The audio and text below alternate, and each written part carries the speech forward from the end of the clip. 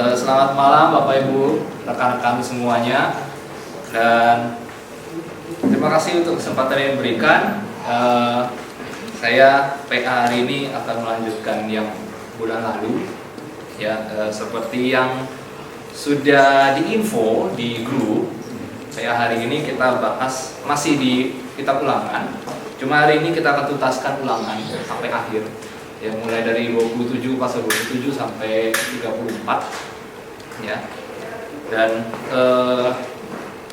agak banyak memang, tapi saya rasa ini nggak bisa dipotong karena ini satu kesatuan gitu ya, sama seperti kemarin. Ya, kemarin itu juga sebenarnya lebih banyak sih, ya, bulan lalu itu 12 sampai 26, ya, karena itu susah dipotong gitu. Nah, sekarang kita lanjutkan mulai dari 28 sampai 34 gitu ya. Dan satu personel ada di sini ya. Mendengar sejak dini gitu kan. Pendalaman Alkitab gitu kan. Ya, dididik sejak dini gitu kan, walaupun belum mengerti ya. Oke. Kita mulai dari 27 sampai 34 ya. Saya harap Bapak Ibu, teman-teman semua udah baca dari 27 sampai 34 ya, supaya kita punya gambaran gitu ya. Ketika kita belajar di sini kita bisa punya gambaran dulu ya mengenai apa sih pasal 27 itu apa sih, 28 apa sih, dan seterusnya sampai 34 ya, supaya kalau kita belajar dari ini tidak kosong gitu ya. Maksudnya sudah ada pengetahuan dasarnya sebelumnya gitu, setelah kita baca ya. Nah, next, apa yang mau kita lihat hari ini cuma 4 sebenarnya. Yang pertama masih ngomongin tentang hukum Taurat ya, masih ngomongin tentang hukum Taurat. Dan yang kedua ngomongin tentang ratifikasi perjanjian. Ratifikasi itu pembaruan ya, pembaruan perjanjian ya. Terus kemudian yang ketiga ada ultimatumnya Musa di situ ya. Mungkin kalau Bapak Ibu baca mungkin tidak terlalu terlihat ya, tapi di situ nanti kita lihat ada semacam ultimatum gitu ya, yang yang Musa lakukan kepada orang Israel ya. Lalu terakhir kita ngomongin Yosua ya, penerusnya Musa ya. Dan semuanya ini, keempatnya ini saya rangkum dengan satu istilah, the last words, kata-kata terakhir Musa sebelum dia meninggal. Dan biasanya kalau orang mau meninggal, dia ada perkataan terakhir yang itu sangat-sangat penting sekali ketika diucapkan sebelum dia meninggal. Biasanya begitu kan. Nah, ini Musa mau meninggal dan dia memberikan kata-kata terakhir. Dan ini kata-kata yang luar biasa penting buat orang Israel pada saat itu. Ini luar biasa penting karena ini kata-kata terakhir yang diucapkan oleh seseorang yang mau meninggal gitu. Dan makanya kita akan lihat sekaligus nanti kita sedikit review ulang dari kitab Ulangan 1, mungkin nggak banyak ya, karena ini ibarat tuh kayak kesimpulannya Musa lah gitu ya. Ini kesimpulannya Musa, pesan-pesan terakhir dia gitu ya kepada orang Israel sebelum akhirnya orang Israel masuk ke tanah Kanaan ya. Ini perkataan terakhir ya, terakhir. Nah, pertama itu ngomongin tentang hukum Taurat. Next, hukum Taurat sebenarnya sudah selesai diucapkan oleh Musa itu di pasal 26 sebenarnya ya, selesai di situ ya. Jadi Musa mengulang kembali apa yang dia pernah ajarin dulu gitu ya kepada generasi kedua dan seterusnya gitu ya, karena generasi pertama yang keluar dari Mesir udah meninggal semuanya gitu kan. Nah, sekarang tinggal anak-anaknya nih, anak-anak, cucu-cucunya, cicit-cicitnya yang mau masuk nih ya. Jadi diulang lagi ya, diulang lagi mulai dari pasal 1 sampai 26 gitu. Dari 1 sampai 26 itu Musa ngulang ceritanya kenapa kita bisa keluar dari Mesir. Terus ketika keluar kita dikasih hukum Taurat. Hukum Taurat itu isinya apa aja diulang lagi sama Musa, makanya namanya kitab Ulangan gitu kan. Nah, selesai 26 sebenarnya. Selesai 26. Nah, mulai 27 itu Musa lebih ke memberikan nasihat gitu ya, memberikan nasihat. Mulai 27 itu nasihat tentang hukum Taurat yang barusan dia ngomong tadi 1 sampai 26, pasal 1 sampai 26 harus diapain gitu ya. Nah, yang pertama harus diukir di batu atau ditulis gitu Gitu. Itu ada di Ulangan 27 ayat 1 sampai 10 ya.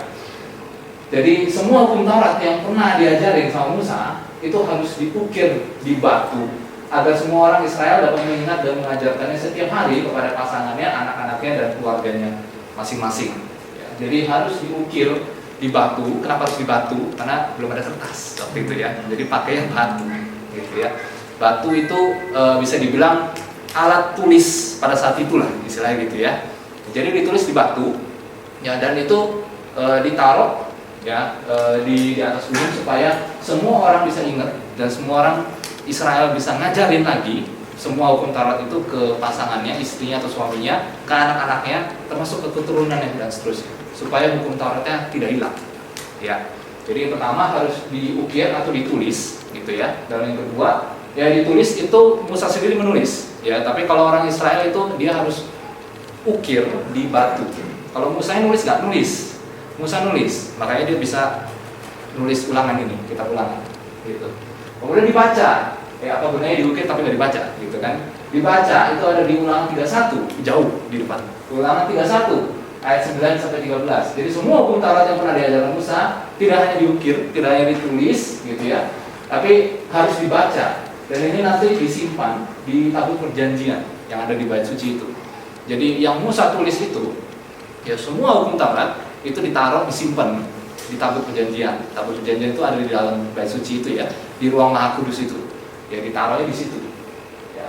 Terus dibaca setiap 7 tahun sekali oleh para imam di depan seluruh orang Israel. Ya, jadi ada batu, ya batu itu isinya semua hukum Taurat dan itu setiap hari mereka harus baca dan harus mereka latihan. Tapi setiap 7 tahun sekali itu kitab, semua kitab itu yang dari Kejadian sampai Ulangan, ya itu disimpan di sini di tabut perjanjian. Terus kemudian setiap 7 tahun sekali imam keluarin itu dari tabut perjanjian. Terus dibacain secara publik di depan publik semuanya, gitu. Jadi semuanya dikumpulin, semua orang dikumpulin setiap 7 tahun sekali untuk mendengarkan khotbah dari para imam, gitu ya. Khotbahnya yaitu ya kitab-kitab yang Musa tulis semuanya yang ditaruh di tabut perjanjian itu. Ya, jadi inilah yang harus dilakukan oleh semua orang Israel, gitu ya. Setelah Musa meninggal, apalagi terutama ketika mereka mau masuk ke tanah Kanaan. Kenapa? Karena begitu masuk itu banyak dewa-dewa di situ, ya kan? Itu banyak godaan di situ, ya ada bangsa-bangsa lain di situ, ya mereka tergoda sekali, gampang banget tergoda di situ, ya jadi makanya Musa benar-benar menekankan ini banget, yang mengenai hukum Taurat. Jadi semua hukum Taurat, ya yang sudah Musa ajarkan dari pasal 1 sampai 26 harus dibaca dan dilakukan, gitu ya. Ini nasihat Musa yang pertama mengenai hukum Taurat, gitu ya, mengenai semua hukum Taurat yang sudah diajarin, ya supaya apa yang Musa ajarkan tidak sia-sia, terus berlanjut, gitu, bahkan sampai hari ini, gitu ya. Oke, itu yang pertama tentang hukum Taurat, dan masih ada kaitannya next tentang hukum Taurat itu mengenai perjanjian, ya ini sebenarnya pernah kita bahas di bahkan udah berapa tahun yang lalu, gitu ya, tentang perjanjian. Ratifikasi perjanjian itu adalah pembaruan perjanjian. Jadi ini ada kaitannya ke Keluaran, gitu ya. Jadi di kitab Keluaran, ini saya udah masukin ya, Keluaran 19 sama Keluaran 20 sama Keluaran 24. Di situ orang Israel ada di Gunung Sinai, gitu ya. Waktu itu ceritanya lagi di Gunung Sinai, mereka pertama kalinya mendapat hukum Taurat di situ, ya kan? Nah, setelah mereka mendapatkan hukum Taurat, mereka berjanji, bersumpah dan melakukan upacara di situ. Upacara bersama dengan Tuhan, gitu ya. Lambang lambang bahwa orang Israel akan berjanji untuk melakukan hukum Taurat adalah dengan darah, gitu ya. Ini berapa tahun yang lalu, gitu ya. Saya pernah bawa ini juga tentang Keluaran, gitu ya. Nah, ini perjanjian yang pernah dilakukan pada saat itu di perjanjian Sinai itu, upacaranya itu ya, upacara yang dilakukan oleh papa mamanya mereka ini ya, orang Israel ya, papa mamanya mereka itu dilakukan lagi sama anak-anaknya, gitu ya, diperbarui lagi, gitu ya, diperbarui lagi supaya orang Israel betul-betul dalam hal ini anak-anaknya ya, anak-anaknya ini benar-benar mengikuti apa yang dilakukan oleh orang tuanya, harus berjanji dengan kehidupan mereka sendiri bahwa kami akan menaati semua hukum Taurat, gitu. Jadi diperbarui lagi di sini.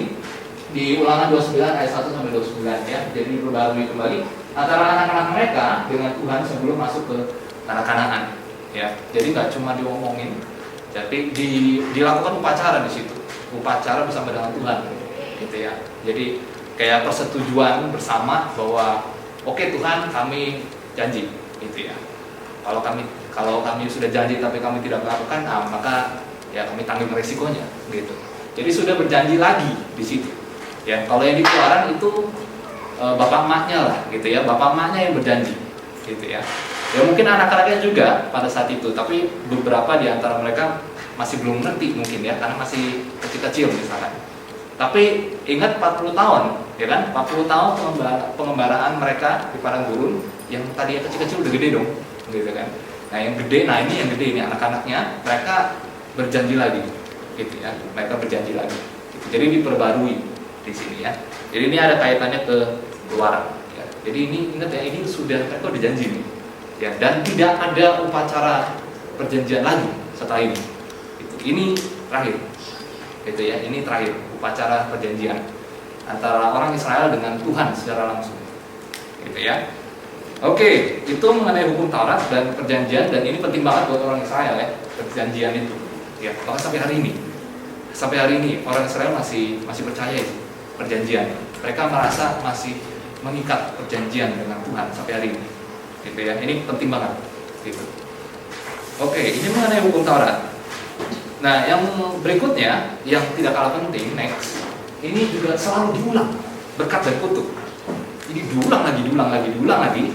Dari Keluaran, Imamat, Bilangan, sekarang di sini Ulangan diulang lagi, berkat dan kutuk, gitu ya, berkat dan kutuk. Ini diulang lagi. Jadi sama seperti kitab-kitab sebelumnya, berkat dan kutuk itu kembali diingatkan oleh Musa sebelum orang Israel masuk ke tanah Kanaan. Ini ada di Ulangan 27 ayat 11 sampai 28, ya. Tapi ini yang membedakan, gitu ya. Jadi kalau yang dari sebelum-sebelumnya Keluaran, Imamat, Bilangan itu Musa mengajarkan, oke, kalau kamu begini, ini ada berkatnya. Kalau kamu tidak menaati hukum Taurat, ini ada kutuknya. Nah sama, ini juga Musa lakukan hal itu lagi, tapi ada tambahan. Ada yang menarik di sini. Menarik di sini adalah ada ultimatum. Ada ultimatum tentang hidup dan mati yang dikaitkan dengan berkat dan kutuk ini. Ini ada di Ulangan 30. Itu kalau Bapak Ibu cek di situ Ulangan 30 ayat 11 sampai 20. Itu ada perkataan Musa, ultimatum Musa. Jadi Musa nggak cuma ngajarin ya, oke, kalau kamu menaati hukum Taurat, engkau akan menang dari perang dan lain sebagainya gitu ya. Berkat itu panjang kan. Kalau kamu tidak menaati hukum Taurat, maka akan kutuk, akan kau alami sakit penyakit, kekalahan dan sebagainya, kemiskinan gitu ya. Itu daftar list berkat dan kutuk. Nah terus habis itu ultimatum. Jadi ultimatum itu ini Musa enggak cuma memaparkan list berkat dan kutuk, tapi Musa bilang kalian harus memilih kehidupan. Gitu. Jadi Musa bilang ada hidup dan mati di sini. Gitu. Ini nggak pernah diomongin sama Musa ya. Di kitab-kitab sebelumnya nggak pernah. Baru kali ini dia ngomong. Setelah dia jelasin berkat kutuk, Musa ngomong, di hadapanmu saya tawarkan hidup dan mati. Gitu. Jadi ada hidup dan mati, berkat dan kutuk, hidup dan mati. Tapi Musa bahkan mewajibkan orang Israel, kalian semua pilihlah kehidupan. Itu ada di Ulangan 30. Kalian semua harus memilih kehidupan. Gitu. Ini ultimatum Musa yang harus dilakukan oleh semua orang Israel. Semua orang memilih kehidupan. Apa sih maksudnya kehidupan? Gitu kan? Kayak kurang jelas gitu ya. Pilih kehidupan. Apa maksudnya kehidupan? Gitu ya. Bukan memilih kematian, tapi memilih kehidupan. Ini baru ini di kitab Ulangan. Gitu ya. Baru pertama kali diucapkan oleh Musa. Gitu ya. Nah, next. Nah, hidup dan mati, ini ada pertentangan di sini, hidup dan mati. Next, yang pertama mengenai hidup. Ya, hidup.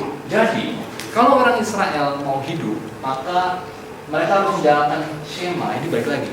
Nah, makanya tadi saya bilang, ini kita mau nggak mau akan review, balik lagi ke Ulangan, ke kitab-kitab pasal-pasal pertama. Mereka, orang Israel kalau mau hidup, mereka harus jalanin skema. Apa itu skema? Ya, skema itu artinya mendengar hukum Taurat dan melakukan. kasih. Itu Shema. Ya, Shema itu apa sih? Doa. Ya, itu ada di Ulangan 6 ayat 4 sampai 5. Ya, itu adalah doa sampai hari ini. Doa orang Israel yang dipanjatkan 2 kali sehari. Ya, itu doa. Doanya apa? Dengarlah hai orang Israel, Tuhan itu Esa. Tuhan Allah kita itu Esa.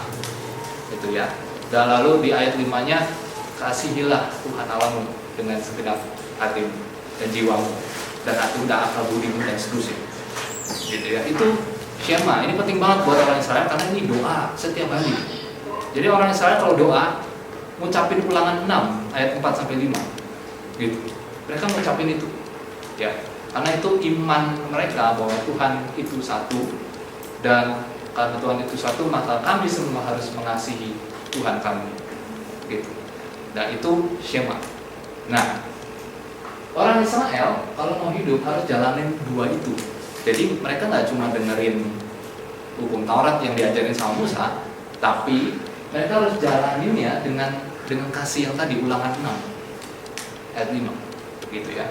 Jadi percuma mereka mempersembahkan korban, gitu kan. Percuma mereka ikutin ritual-ritual agama mereka, tapi kalau mereka tidak mengasihi Tuhan dan sesama, sia-sia. Gitu. Itu maksudnya.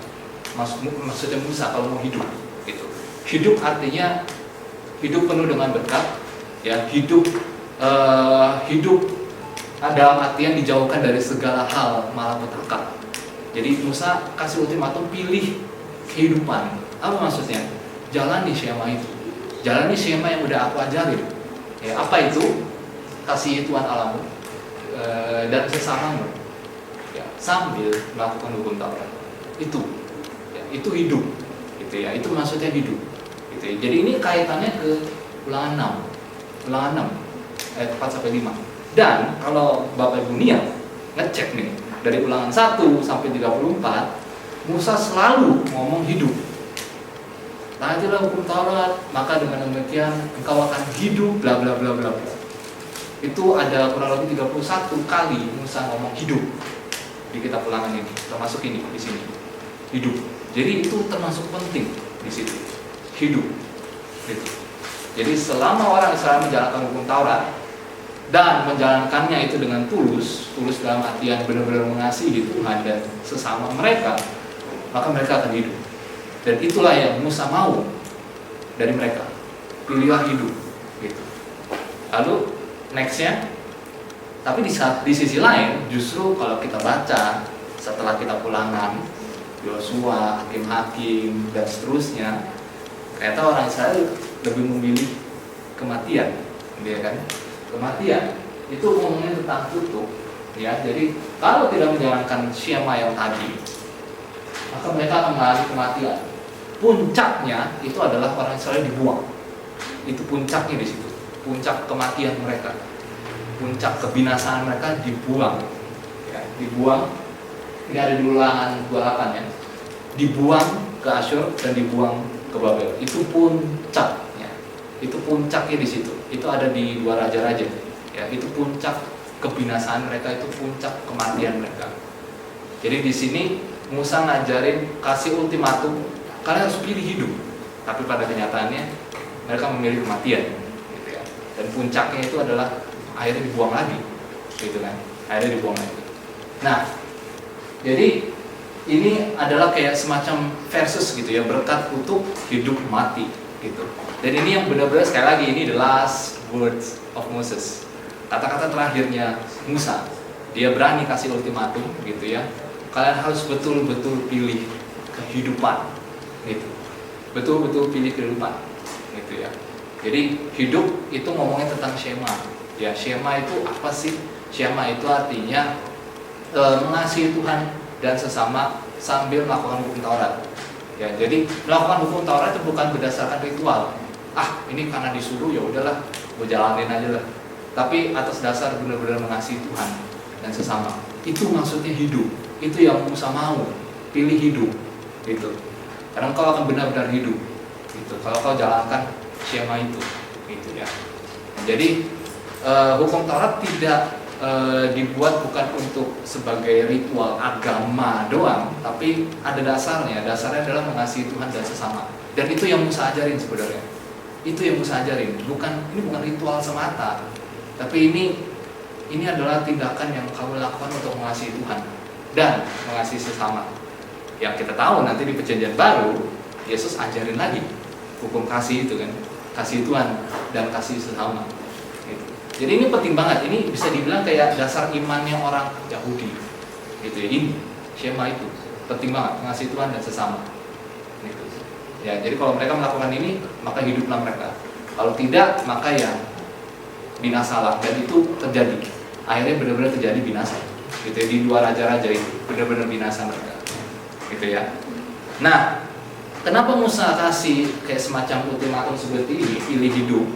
Ya, karena Musa dikasih tahu sama Tuhan, gitu ya. Musa dikasih tahu sama Tuhan kalau orang Israel ini mereka tidak memilih hidup, mereka memilihnya mati. Itu udah dikasih tahu sebenarnya, baru dikasih tahu. Next. Jadi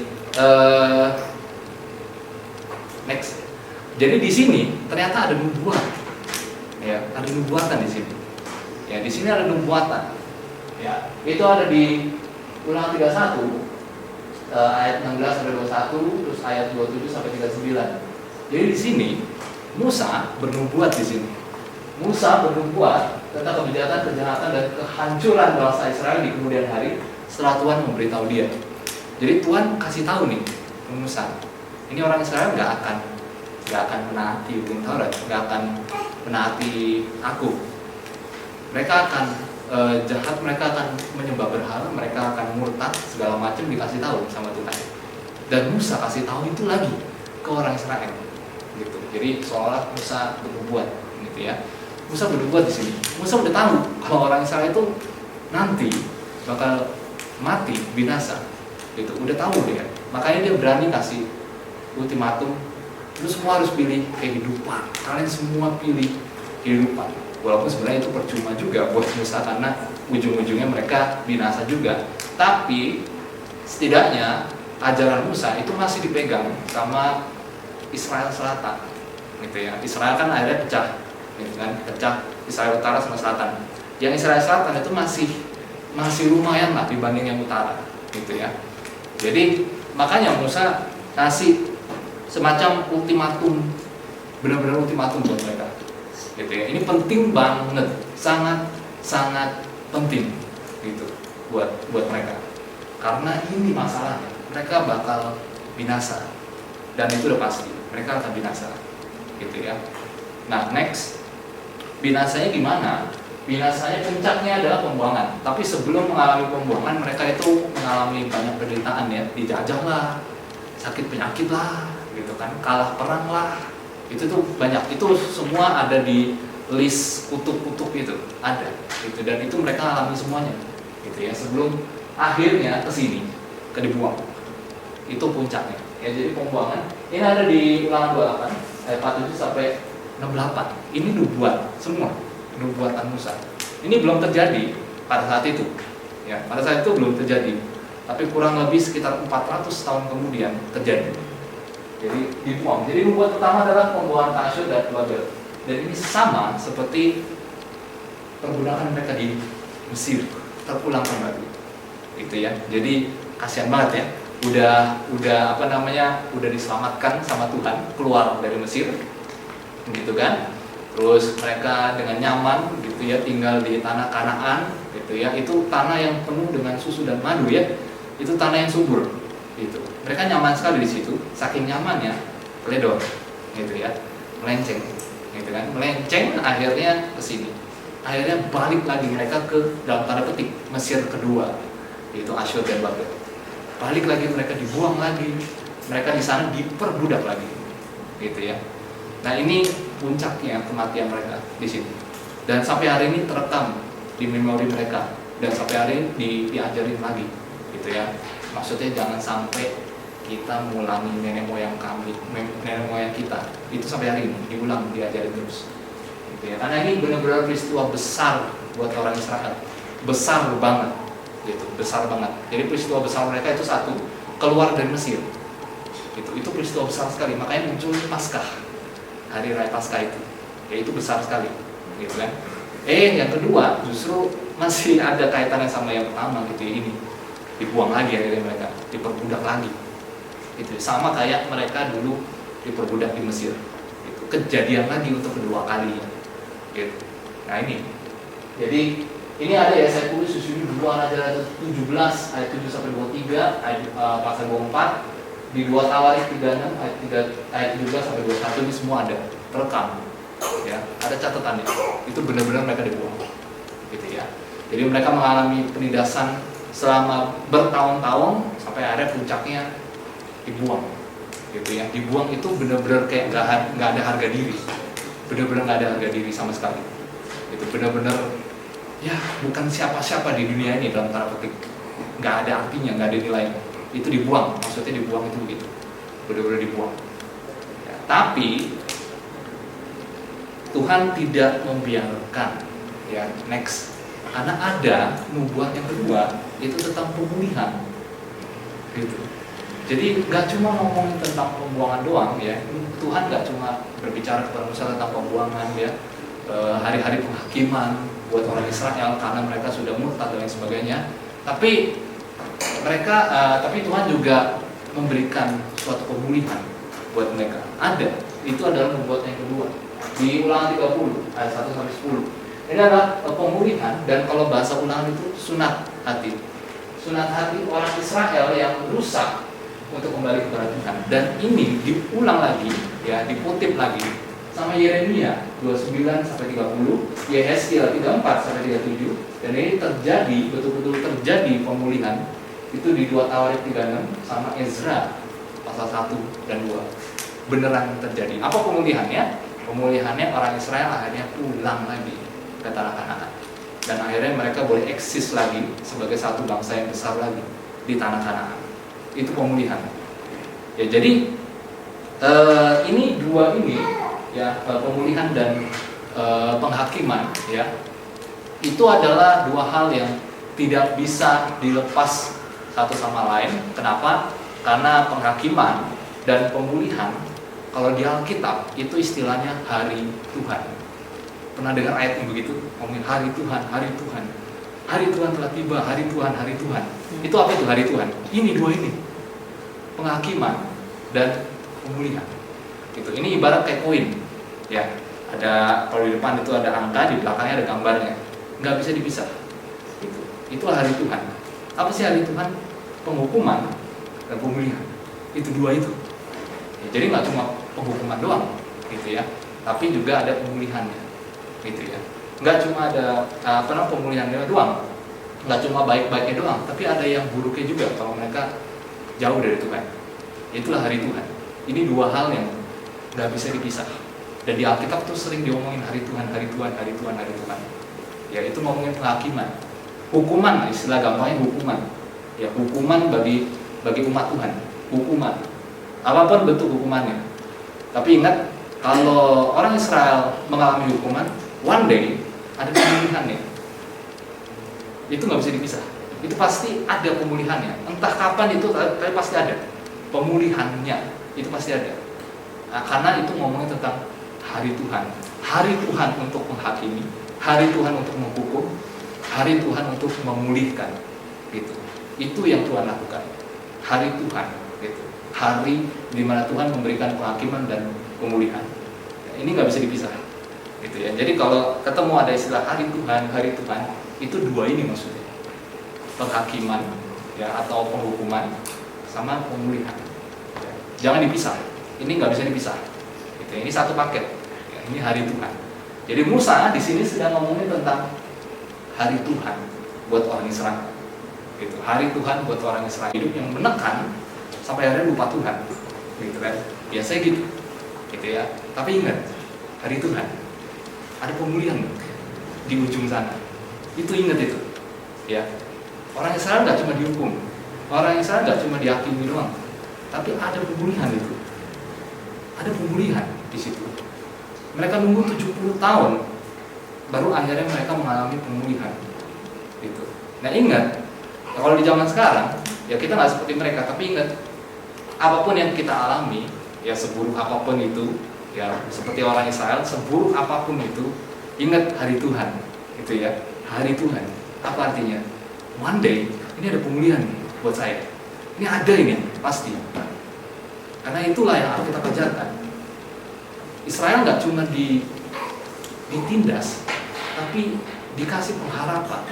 Itu, ya. Jadi buat kita mungkin ini kayak cuma cerita buat kita, tapi ini luar biasa hari Tuhan. Karena kita kadang lupa, gitu kan. Kita selalu ingat, aduh kenapa hidup gue begini-begini banget. Tapi ingat, one day ada pemulihannya itu di situ. Makanya itulah kenapa kita perlu berharap terus sama Tuhan. Karena pemulihannya sedang menanti di situ. Jangan sampai putus asa itu. Itu ada itu di ujung tuh. Cuma kita belum lihat aja. Itu sama kayak orang Israel belum lihat itu. Ya, yang mereka lihat, aduh gila, nggak ada apa-apanya, kita nggak berharga lah, kita dibuang segala macam. Wah, mereka putus asa dan lain sebagainya. Mereka nggak tahu di ujung sana 70 tahun kemudian pemulihan terjadi.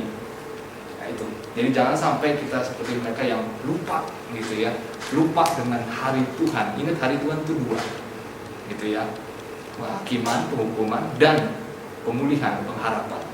Itu dua ini harus ada. Gak bisa nggak ada. Ya, inilah hari Tuhan. Ya, jadi selalu ingat hari Tuhan. Ya, jangan dikuasai oleh keadaan yang menekan kita, karena itu bisa membuat kita lupa dengan hari Tuhan. Ya, selalu ingat hari Tuhan. Apa artinya? Ada pemulihan one day, gitu ya. Ada pengharapan one day. Itu akan terjadi. Nggak tahu kapan, memang nggak tahu, memang. Tapi pasti terjadi. Karena Tuhan bekerja tidak hanya memberikan hukuman hal-hal buruk, tapi juga pemulihan. Itu udah pasti, gitu ya, udah pasti. Ya, jadi ini adalah nubuat yang Musa berikan buat orang Israel, ya, mengenai hari Tuhan, hari di mana mereka suatu hari nanti tidak akan menaati semua hukum Taurat, ya, bahkan murtad, ya, itu parahnya, bahkan murtad sampai akhirnya mereka dibuang, bahkan yang kerajaan utara itu benar-benar dibuang semuanya sampai hari ini, nggak tahu kemana. Dalam tanda petik mungkin bisa dibilang punah, 10 suku itu. Makanya sekarang Israel itu kan cuma 2 suku, Yehuda sama Benyamin, itu yang selatan, kerajaan selatan. Karena mereka yang pulang, mereka yang diberi pengharapan, mereka yang dikasih pemulihan lagi.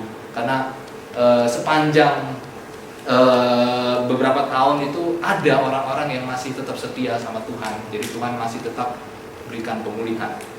Makanya ini pelajaran banget buat kita ya. Jangan pernah lupakan Tuhan. Gitu. Jangan ikut-ikut kayak 10 suku yang di utara itu, mereka benar-benar lupain. Gitu ya.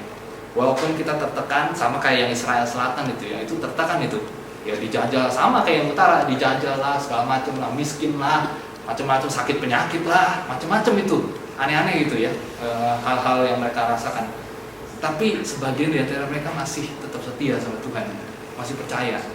Sampai akhirnya walaupun mereka mengalami penindasan yang luar biasa, pemulihan masih diberikan buat mereka.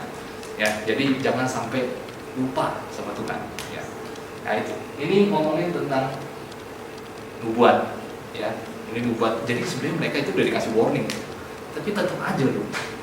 Batu banget ya mereka itu. Udah dikasih tahu loh. Lu nanti begini-begini ya.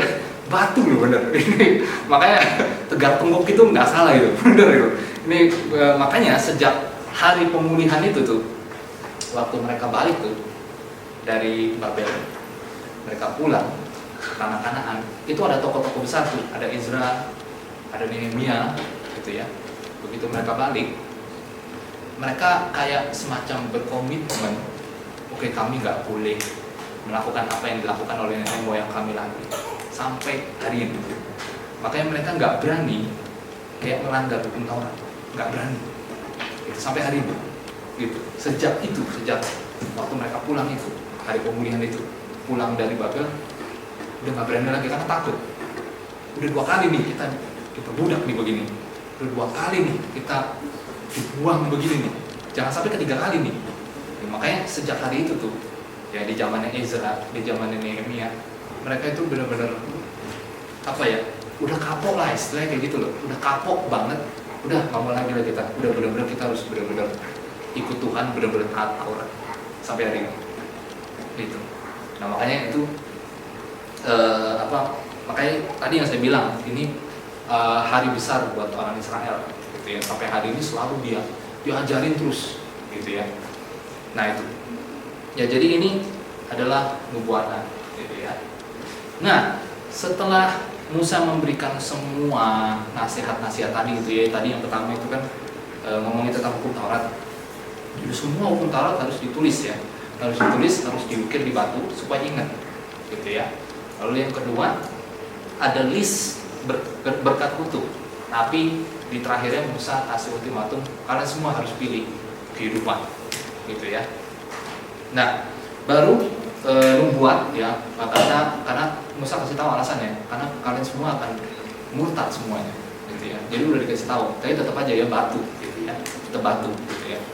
Nah setelah itu kejadian berikutnya adalah ada peristiwa pelantikan, gitu ya. Next ada peristiwa pelantikan dari Musa ke Yosua, dipindah jabatan nih, gitu ya. Jadi dari Musa ke Yosua. Jadi Yosua ada dilantik Tuhan sebagai penerus Musa, serta, nah ini yang menarik ya, dinasihati untuk apa? Kuatkan dan teguhkan hatimu. Berapa kali? 3 kali. Itu ada di Ulangan 31 ayat 6, ayat 7 sama ayat 23. Ya, itu ada, cek sendiri bisa ada.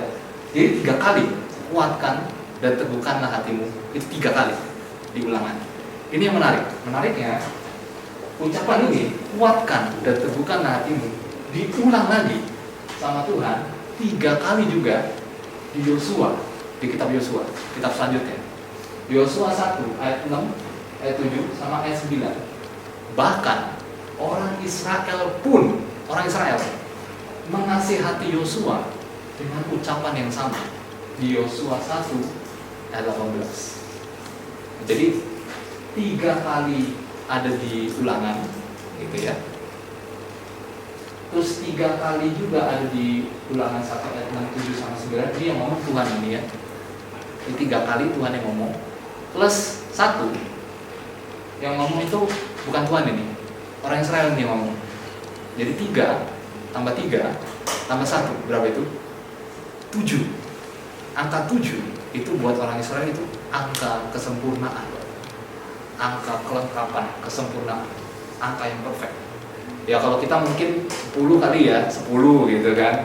Ya kalau orang sekolah gitu dikasih nilai 10 gitu kan, atau 100 gitu kan. Buat mereka 7 itu angka perfect, angka benar-benar angka yang sempurna. Itulah kenapa di hari ke-7 Tuhan ngapain di hari penciptaan? Istirahat. Nih, stop. Itu menandakan bahwa ini semua ciptaan perfect, nggak ada cacatnya. Itu perfect hari ke-7, gitu ya. Nah ini 7 kali Yosua diomongin gini, dinasihatin kuatkan dan teguhkan hati. Siapa yang nasihatin? Kalau yang di Ulangan itu Tuhan yang nasihatin sama Musa. Musa juga nasihatin itu, kuatkan dan teguhkan hati. Terus kemudian di kitab selanjutnya ya, di kitab Yosua 1 itu Tuhan ulangin lagi. Tuhan ngomong lagi, nasihatin lagi nih. Kamu harus kuat dan teguhkan hatimu, gitu kan. Plus 1 di ayat terakhir, Yosua 1 di ayat terakhir. Itu bisa-bisanya orang Israel nasihatin dia, gitu. Orang Israelnya, ini bukan Tuhan lagi nih. Ya bukan Tuhan yang nasihatin, tapi orang Israel yang nasihatin langsung ke Yosuanya, gitu. Jadi total 7 ya. 3 di Ulangan, 4 di Yosua, 7. Ini benar-benar bukan ucapan yang sembarang ini. Ini ucapan yang benar-benar harus dipegang sama Yosua. Kuatkan dan teguhkan hatimu. Kenapa? Karena perjuangan mereka untuk masuk ke tanah Kanaan itu beratnya luar biasa. Gitu. Makanya 7 kali diulang sama Tuhan, sama Musa, sama orang Israel 1. Gitu. Ini benar-benar ucapan yang perfect, harus benar-benar dilakukan sama Yosua secara pribadi. Gitu. Karena dia pemimpin baru nih masalahnya, gitu ya. Dia pemimpin baru, gitu ya.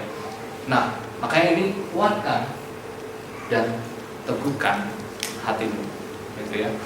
Jadi Kalau buat kita, ya ini sebenarnya ucapan yang personal sebenarnya. Ini personal dari Tuhan, dari Musa, sama dari orang Israel, khusus untuk satu orang yang namanya si Yosua ini, gitu. Karena dia orang baru di sini, ya. Dia ketua baru nih istilahnya.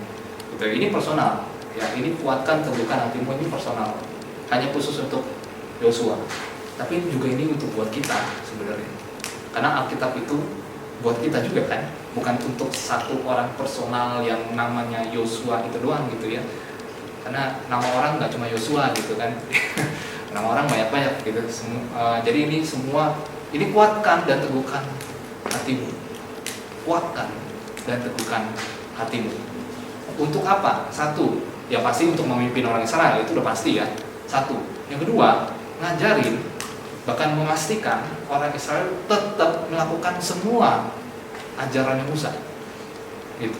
Karena Yosua tahu kan, yang tadi itu nubuatan tadi, ini orang Israel one day bakal murtad ini. Dia tahu itu, dia dengar juga, gitu. Dia dengar. Karena ketika Musa memberitahu nubuatan itu, Yosua dari situ, itu ada ayatnya. Jadi berdua tuh, Musa sama Yosua. Ya Tuhan ngomongnya itu tadi, orang Israel bakal murtad dan sebagainya. Yosua tahu itu, gitu. Di otak dia tahu itu. Ini umat Tuhan ini, waduh, ini bebannya luar biasa ini. Dia tahu itu. Makanya perlu 7 kali diucapkan sama Tuhan, Musa dan orang Israel. Orang Israel, bahkan orang Israel aja juga ngomong gitu. Orang Israel yang one day akan murtad ngomong gitu ke dia, gitu kan. Kuatkan dan teguhkan hatimu, karena kami akan murtad, gitu kan. Kalau istilah kasarnya begitu ya. Orang Israel aja ngomong gitu ke Yosua, gitu kan. Ini personal kali, dan dia itu berat loh. Yosua itu berat banget memimpin orang Israel waktu itu, gitu ya.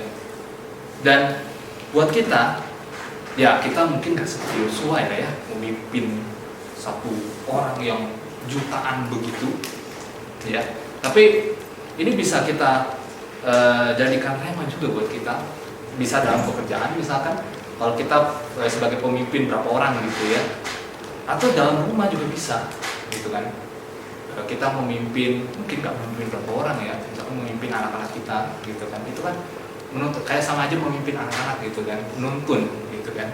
Kuatkan dan teguhkan hatimu untuk menjalankan Shema itu berat itu berat, gitu. Berat, tapi ya tetap harus jalanin, gitu kan.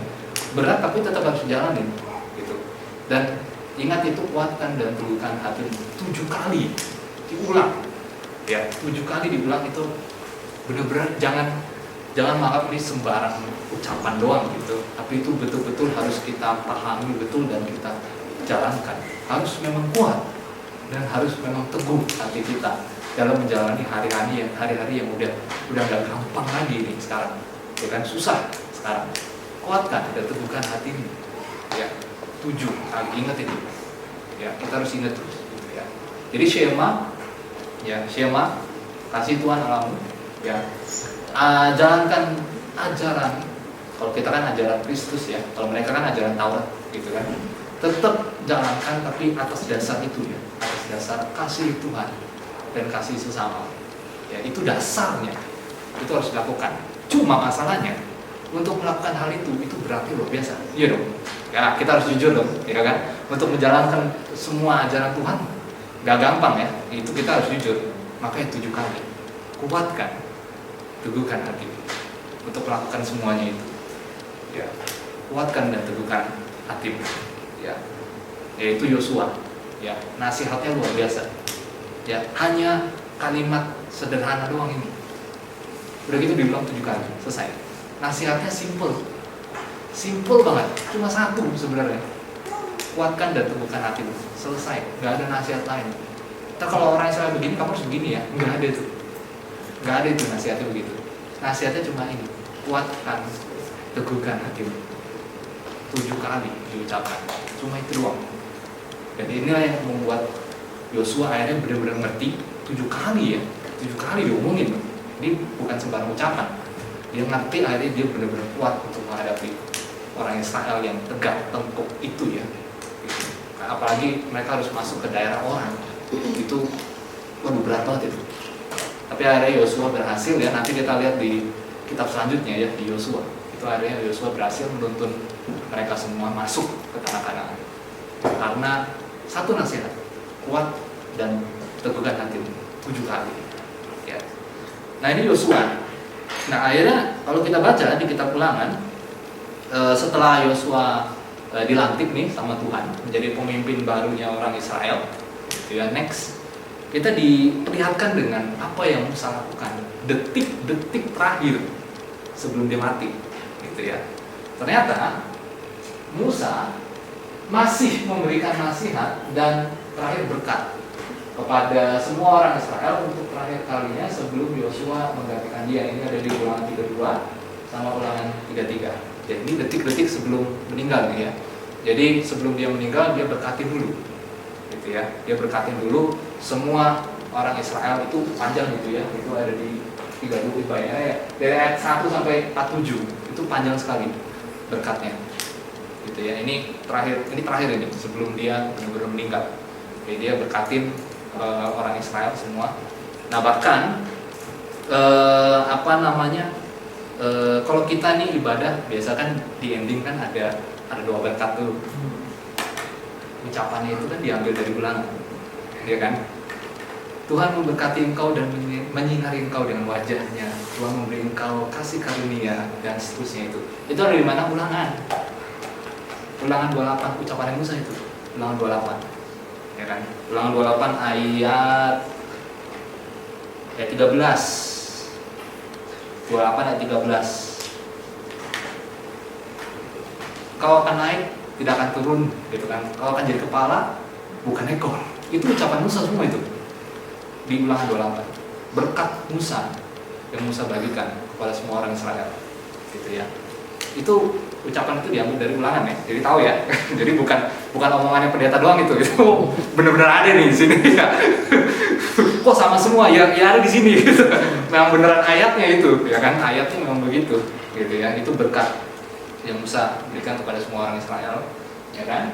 Nah lalu next, setelah dia berkatin semua orang Israel kayak kita ya, doa berkat gitu ya, menerima berkat kayak begitu kurang lebih ya. Baru Musa diizinkan Tuhan untuk melihat tanah Kanaan dari Gunung Nebo dan meninggal di sana juga sebagai nabi pertama Israel. Jadi setelah dia berkatin tuh, ya setelah dia berkatin, akhirnya Musa dipanggil Tuhan untuk naik ke Gunung Nebo, ya naik di sana, diizinkan sama Tuhan untuk melihat tanah Kanaan yang tidak bisa dia masuki, ya kan? Nah, dia nggak bisa masuk ya, Musa nggak bisa masuk karena pernah melanggar perintah Tuhan. Jadi di kitab Bilangan ya, dan melanggarnya itu Musa disuruh ngomong air keluar dari bukit, saking gedeknya kali ya dia sama Israel yang tegar tengkuk gitu ya, bebal itu ya. Bayangin 40 tahun ngurusin orang kayak gitu, gimana gak stres gitu kan. Capek juga itu. Secara manusiawi capek loh itu. Mungkin gedek kali ya dia, dipukul itu. Dipukul, keluar sih airnya, cuma melanggar, nggak boleh masuk gitu kan. Nggak boleh masuk, tapi masih diizinkan gitu ya, masih diizinkan sama Tuhan untuk melihat tanah Kanaan dari atas gunung. Jadi bisa melihat langsung semuanya, gitu ya. Masih diizinkan untuk melihat, gitu ya. Diizinkan untuk melihat. Setelah dia melihat, akhirnya dia meninggal di sana. Enggak dijelasin bagaimana cara meninggalnya, gitu ya. Enggak dijelasin gimana. Pokoknya dia meninggal di atas gunung aja, gitu ya. Dia setelah melihat terus dia meninggal, gitu. Meninggal di sana, gitu ya. Dan sampai hari ini juga nggak tahu di mana kuburnya, nggak tahu.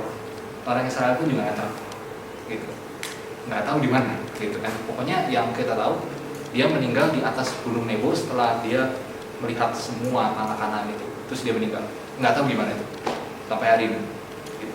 Nah, jadi dia akhirnya meninggal di sana dengan sebagai seorang ibaratnya kayak kalau kita itu kayak pahlawan nasional, gitu ya, karena benar-benar 40 tahun dia memimpin orang sebanyak itu dan sebebal itu, tapi dia masih bertahan, gitu kan. Dan dia dianggap sebagai nabi pertama orang Israel, gitu ya.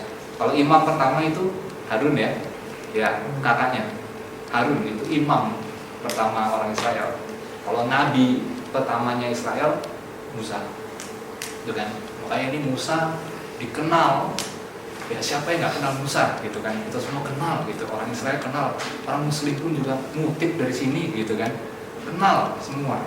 Jadi dianggap benar-benar ya, pahlawan luar biasa. Gitu kan? Dia berjasa banget karena dia berusaha keras dengan segala kemampuan, skill dan pengetahuan dia tulis semuanya buku Taurat itu. Ya dari Kejadian sampai Ulangan, dia tulis semuanya dengan usaha dia. Sampai di hari tua pun dia masih berusaha untuk memimpin. Ya, sampai akhirnya dilantiklah Yosua untuk menggantikan dia. Jadi ini pahlawan yang luar biasa, ya, pahlawan Alkitab yang luar biasa. Ini benar-benar kalau kita benar-benar merenung itu berat banget gitu ya, 40 tahun gitu ya. Makanya dia serahkan, Yosua kamu harus kuatkan dan teguhkan hatimu, karena dia tahu capek banget mengurusin orang Israel ini gitu.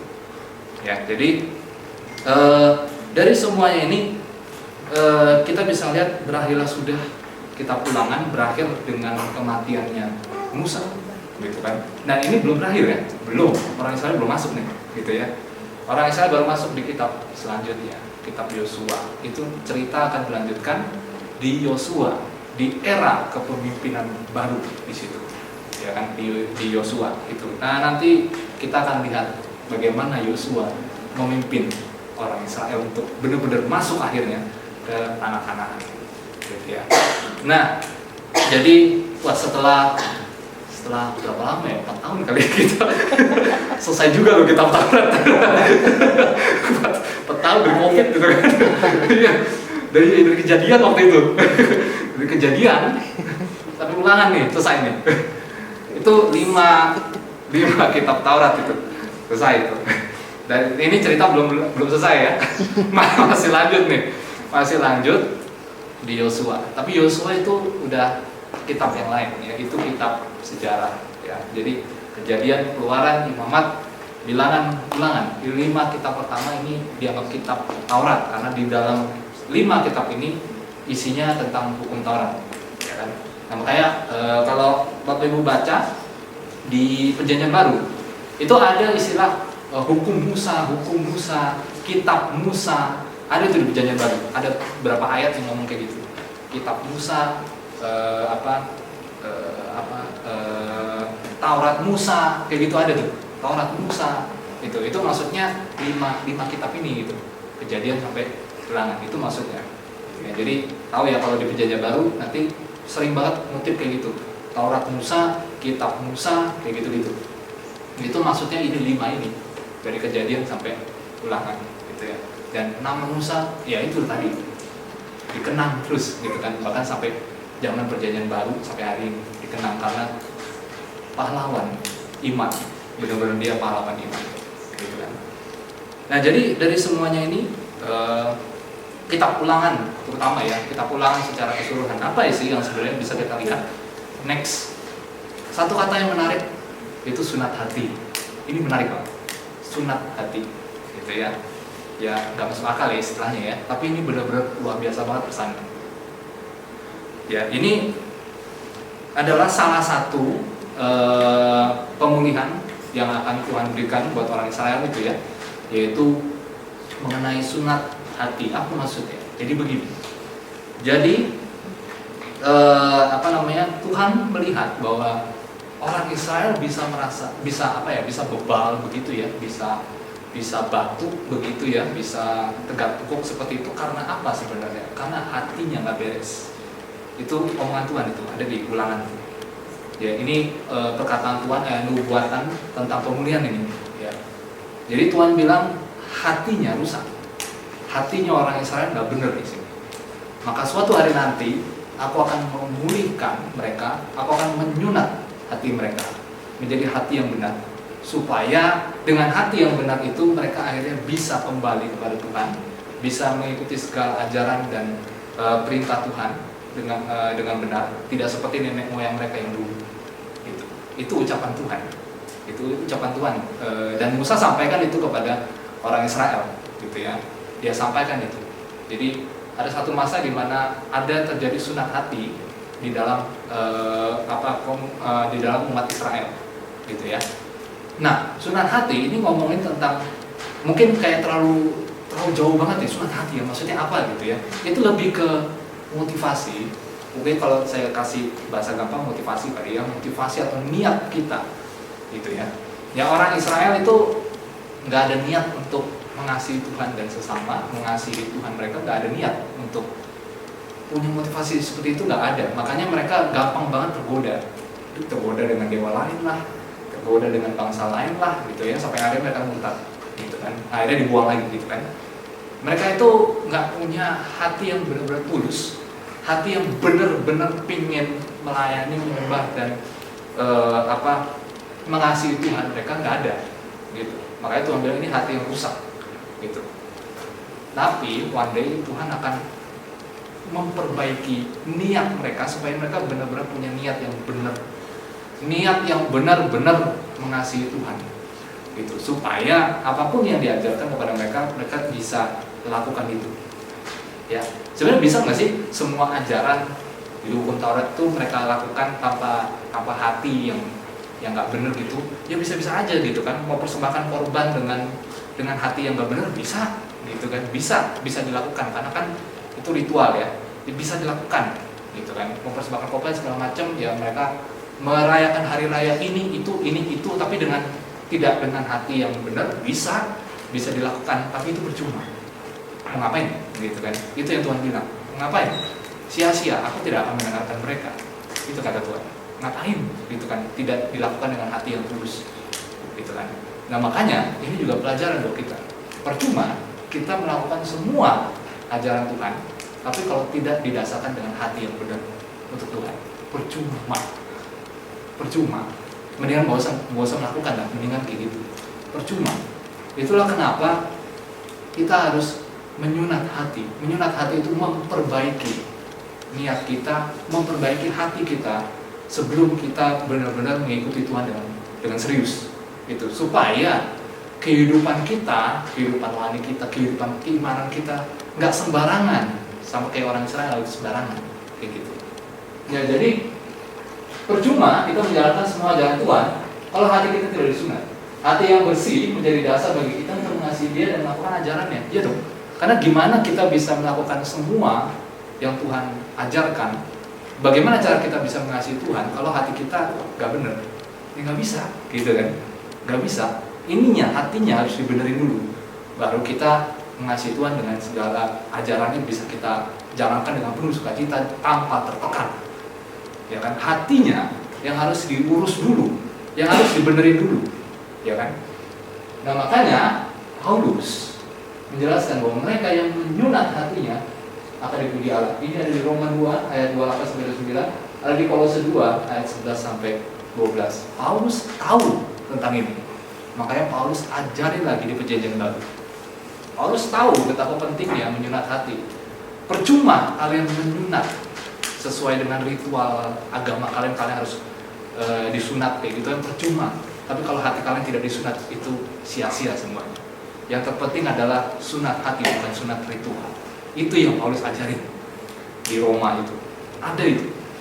Itu Paulus ulang lagi. Ini dia mengutip dari Ulangan. Perkataan Tuhan yang mau menyunat hati itu. Ya, Paulus ajarin lagi di sini buat kita semua. Ya, jadi koreksi sendiri, apakah hati kita udah benar atau jangan-jangan kita melayani Tuhan karena ada yang embel-embel, gitu kan? Ya, itu semua yang tahu kita doang, gitu kan, sama Tuhan. Orang lain mungkin nggak tahu, gitu kan? Nah, makanya ini semua kitab Ulangan mengajarkan kita bahwa ini hati-hati, ya, sama menjalankan hukum kasih nggak akan bisa. Apalagi melakukan ajaran Tuhan yang mungkin kita tahu agak berat, gitu kan? Kasihilah musuhmu. Wah, belum tentu bisa itu kalau hati kita nggak benar-benar mengasihi Tuhan, kan? Nah, itu. Jadi koreksi diri, apakah hati kita sudah benar atau tidak, gitu ya. Karena kalau hati kita benar, kita pasti akan dengan sukacita penuh damai. Rasanya itu mau melakukan ajaran Tuhan lagi dan lagi. Itu rasanya beda kalau kita punya hati yang benar. Ya, jadi ini pelajaran buat kita semua. Jangan seperti orang Israel yang punya hati yang rusak, gitu gitu ya, hati yang gelap, ya. Tapi ini kita koreksi sama-sama, ya. Apakah kita sudah sunat hati atau belum, gitu ya. Supaya apa yang Musa ajarkan itu tentang skema yang tadi itu bisa kita jalankan juga, karena itu juga Tuhan Yesus kutip, gitu kan, hukum kasih, ya. Jadi hati-hati dengan hati kita semua, gitu ya. Itu yang bisa kita lihat, itu yang bisa kita pelajari dari kitab Ulangan, ya, tentang skema dan tentang sunat hati, ya. Tapi yang terpenting adalah hatinya dulu, baru skemanya, gitu ya. Itu yang bisa kita jalani, dan ya kita harap ini bukan sembarang pengajaran, tapi boleh kita benar-benar jalankan, ya. Kita benar-benar menyunat hati kita terus menerus, gitu ya, membersihkan hati kita terus menerus, gitu ya, supaya skema yang Musa ajarkan, supaya skema hukum kasih yang Tuhan Yesus ajarkan itu boleh kita lakukan dengan tulus, bukan dengan embel-embel, bukan dengan paksaan, ini karena Tuhan yang suruh, ini karena ajaran Tuhan, bukan karena itu, tapi benar-benar karena inisiatif kita sendiri keluar untuk mengasihi Tuhan dengan hukum kasih yang Tuhan sudah ajarkan. Jadi kurang lebih ini yang bisa kita pelajari hari ini. Kira-kira ada yang mau bertanya? Boleh dipersilahkan. Hidup yang menekan sampai akhirnya lupa Tuhan, gitu kan? Biasanya gitu ya. Tapi ingat, hari Tuhan ada pemulihan di ujung sana. Itu ingat itu, ya. Orang Israel nggak cuma dihukum, orang Israel nggak cuma dihakimi doang, tapi ada pemulihan itu. Ada pemulihan di situ. Mereka nunggu 70 tahun baru akhirnya mereka mengalami pemulihan. Gitu. Nah ingat, kalau di zaman sekarang ya kita nggak seperti mereka, tapi ingat, apapun yang kita alami, ya seburuk apapun itu, ya seperti orang Israel, seburuk apapun itu, ingat hari Tuhan, gitu ya. Hari Tuhan, apa artinya? One day ini ada pemulihan nih buat saya. Ini ada ini pasti. Karena itulah yang harus kita kerjakan. Israel nggak cuma ditindas, tapi dikasih pengharapan. Itu, ya. Jadi buat kita mungkin ini kayak cuma cerita buat kita, tapi ini luar biasa hari Tuhan. Karena kita kadang lupa, gitu kan. Kita selalu ingat, aduh kenapa hidup gue begini banget. Tapi ingat, one day ada pemulihannya itu di situ. Makanya itulah kenapa kita perlu berharap terus sama Tuhan, karena pemulihannya sedang menanti di situ. Jangan sampai putus asa itu. Itu ada itu di ujung tuh. Cuma kita belum lihat aja. Itu sama kayak orang Israel belum lihat itu. Ya, yang mereka lihat, aduh gila, kita nggak ada apa-apanya, kita nggak berharga lah, kita dibuang segala macam. Wah, mereka putus asa dan lain sebagainya. Mereka nggak tahu di ujung sana 70 tahun kemudian pemulihan terjadi. Itu. Jadi jangan sampai kita seperti mereka yang lupa, gitu ya, lupa dengan hari Tuhan. Ingat hari Tuhan itu dua, gitu ya, penghakiman, penghukuman, dan pemulihan, pengharapan. Itu dua ini harus ada, gak bisa nggak ada. Ya, inilah hari Tuhan. Jadi selalu ingat hari Tuhan. Ya, jangan dikuasai oleh keadaan yang menekan kita, karena itu bisa membuat kita lupa dengan hari Tuhan. Ya, selalu ingat hari Tuhan. Apa artinya? Ada pemulihan one day, gitu ya. Ada pengharapan one day. Itu akan terjadi. Nggak tahu kapan, memang nggak tahu, memang. Tapi pasti terjadi. Karena Tuhan bekerja tidak hanya memberikan hukuman hal-hal buruk, tapi juga pemulihan. Itu udah pasti, gitu ya, udah pasti. Ya, jadi ini adalah nubuat yang Musa berikan buat orang Israel, ya, mengenai hari Tuhan, hari di mana mereka suatu hari nanti tidak akan menaati semua hukum Taurat, ya, bahkan murtad, ya, itu parahnya, bahkan murtad sampai akhirnya mereka dibuang, bahkan yang kerajaan utara itu benar-benar dibuang semuanya sampai hari ini, nggak tahu kemana. Dalam tanda petik mungkin bisa dibilang punah, 10 suku itu. Makanya sekarang Israel itu kan cuma 2 suku, Yehuda sama Benyamin. Itu yang selatan, kerajaan selatan. Karena mereka yang pulang, mereka yang diberi pengharapan, mereka yang dikasih pemulihan lagi. Karena sepanjang beberapa tahun itu ada orang-orang yang masih tetap setia sama Tuhan. Jadi Tuhan masih tetap berikan pemulihan. Makanya ini pelajaran banget buat kita ya. Jangan pernah lupakan Tuhan. Gitu. Jangan ikut-ikut kayak suku-suku yang di utara itu mereka benar-benar lupain. Gitu ya. Walaupun kita tertekan sama kayak yang Israel Selatan itu ya, itu tertekan itu. Ya dijajah sama kayak yang utara, dijajah lah segala macam lah, miskin lah, macam-macam sakit penyakit lah, macam-macam itu. Aneh-aneh gitu ya, hal-hal yang mereka rasakan. Tapi sebagian di antara mereka masih tetap setia sama Tuhan, masih percaya. Sampai akhirnya walaupun mereka mengalami penindasan yang luar biasa, pemulihan masih diberikan buat mereka. Ya, jadi jangan sampai lupa sama Tuhan. Ya, nah itu. Ini ngomongin tentang nubuat. Ya, ini nubuat. Jadi sebenarnya mereka itu udah dikasih warning, tapi tetap aja loh. Batu banget ya mereka itu. Udah dikasih tahu loh. Lu nanti begini-begini ya. Batu loh bener. Ini makanya Tegar Tenggok itu nggak salah gitu. Bener itu. Ini makanya sejak hari pemulihan itu tuh, waktu mereka balik tuh dari Babel, mereka pulang ke tanah Kanaan, itu ada tokoh-tokoh besar tuh, ada Ezra, ada Nehemia, gitu ya. Begitu mereka balik, mereka kayak semacam berkomitmen, oke, kami nggak boleh melakukan apa yang dilakukan oleh nenek moyang kami lagi sampai hari ini. Makanya mereka nggak berani kayak melanggar hukum Taurat, nggak berani. Gitu, sampai hari ini. Gitu. Sejak waktu mereka pulang itu, hari pemulihan itu, pulang dari Babel, udah nggak berani lagi karena takut. Udah 2 kali nih kita budak nih begini. Udah 2 kali nih kita dibuang begini nih, jangan sampai ketiga kali nih. Ya, makanya sejak hari itu tuh, ya di zamannya Ezra, di zamannya Nehemia, mereka itu benar-benar apa ya, udah kapok lah istilahnya kayak gitu loh, udah kapok banget, udah nggak mau lagi lah kita, udah benar-benar kita harus benar-benar ikut Tuhan, benar-benar taat Taurat sampai hari ini. Gitu. Nah makanya itu